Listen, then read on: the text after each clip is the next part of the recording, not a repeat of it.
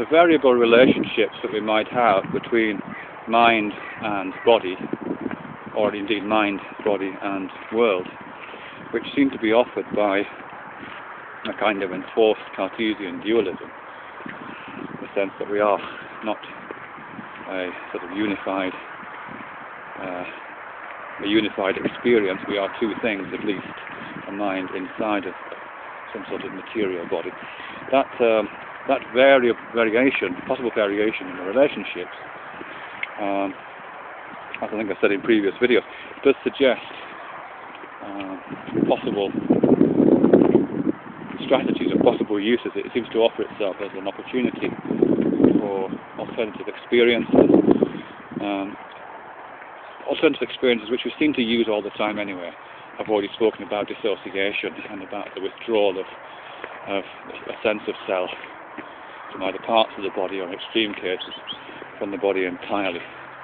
This isn't metaphysical astral traveling or anything like that. I'm just talking about how we conceptually link a feeling of being from a feeling of body. In addition to that sort of extreme dislocation, I think there's also a dislocation which seems to work inwards. So we retreat inside ourselves, away from points of pain or points of distress. I think there's also a sense in which we occasionally extend outwards. Sometimes when we're engaged in activities that we're particularly good at, or that are offering just the right amount of challenge to us, these activities seem to be able to produce in us not a suppression of the self or an evacuation of the self, like sometimes what it can feel like, but occasionally a kind of extension or merging of the self with the activity. You find this in Gershwitz's writing, phenomenological writing again, where he talks about absorption. When we're involved in an activity, and we're not novices in that activity, we've gone through the various stages, got to a stage of, which I think is called skillful coping, where we're involved in that activity to the extent that we don't have to think about what our hands and feet are doing the whole time. Then at that point we may become absorbed into it, which is a great choice of term, almost as if our sense of self, which is usually held back from the activity as a kind of observer on this side of the barrier of skin, if you like, is partially dissolved in the activity itself.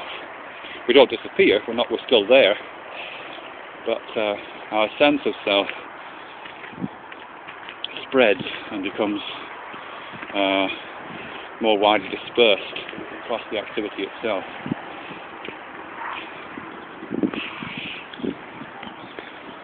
There's other terms, I think, for that experience. Mihai Csikszentmihalyi calls it flow, which I think is also a really interesting term. When we're in flow, we have this sense of unproblematic mastery with whatever activity we're engaged in. So it has a sort of correspondence to Gershwitz's idea of absorption. And what's also interesting about that, I think, is this shared liquid metaphor. We're not sort of held as kind of frozen, solid beings, selves, detached from this solid beings of the world, the solid experience of the world. We're kind of melted, slightly melted and flowing, and have a sort of more liquid version of the self, permeating, absorbing, dissolving into the activities and events around us. You also, I think, find this in some traditional writing on non-Western writing, certainly on other sorts of experiences. This is something Harriman writes about. I might be getting that name completely wrong. But he writes about Zen and archery, and he talks about the experiences that archers in Japan have, in which the ideal state to be in, reinforced by Zen meditation, presumably, or Zen practices generally, but the ideal state to be in when firing the arrow is one in which one feels oneself to be completely unified with the arrow, the bow, the trajectory of the arrow through the air, and the target. There's only one thing happening, and the archer is seamlessly welded to that activity. Interestingly enough, actually, and possibly related, maybe not, there was some research done in this country about 10 years ago, I think, something like that, on pistol shooters, Olympic pistol shooters. It's done by a chap called Dave Collins at Manchester Met University. And he did some work with pistol shooters in terms of what was happening in their brain as they aimed and fired. And what you'd expect to happen, or at least what he expected to happen, was the visual centres would be very active just before they fired, because they were really looking at the target. That doesn't seem to have been the case. What's happening just before they fire, and this is obviously peak elite athletes, elite pistol shooters, just before they fire, their brains enter a state which I think is called alpha. There's a particular sort of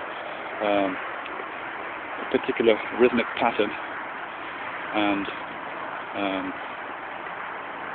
that a sense of ego seems to be withdrawn from that sense. A positing of the self seems to be withdrawn and is replaced by a kind of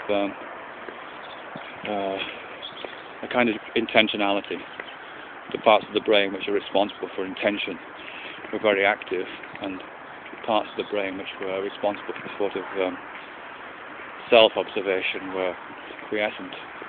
So there seems to be a sort of neurological account for that state: absorption in Gershwin's flow, in Csikszentmihalyi high, this alpha state in Western pistol shooters.